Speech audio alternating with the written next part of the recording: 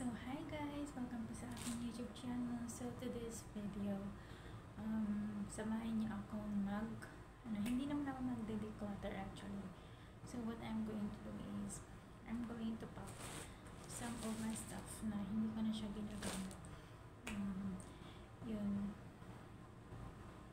Ginamit ko siya one time, itong mga in-order ko na stuff din. Hindi ko na siya ginagamit.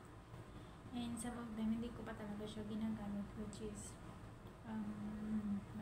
tumaba na kasi ako, so I don't want too much of nag-stuff sa katawan ko para hindi ako magmukhang, hindi ako magmukhang puto. Hindi kasi ako makahinga pag masyadong fitted yung damit ko. But, some of the items like this, itong mga ito, ang ganda nito guys. Actually, I really love this. Ang sarap isuot nito kasi nakakasexy. Ayan. So, tatlo ito. Hindi ko siya ginamit pa guys. Ayan, sarap.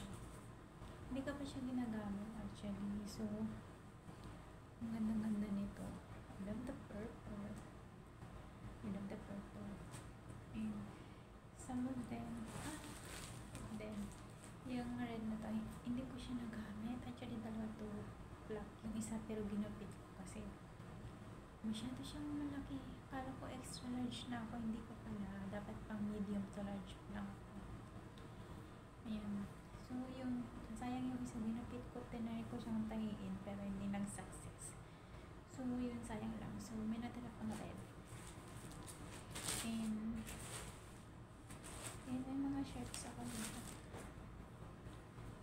Ang dami na ito. Dahil talaga ito yung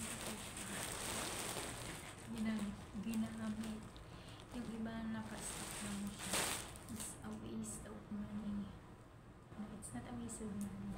Actually, pwede naman gamitin nila ito sa Pilipinas. So, yun. Ipapack ko siya. And then, gradually, dadagdagan natin siya ng konti-konting stuff. Then, cancel it back home. Ayan. So, yun guys. Yun lang naman. So, thank you for watching and God bless.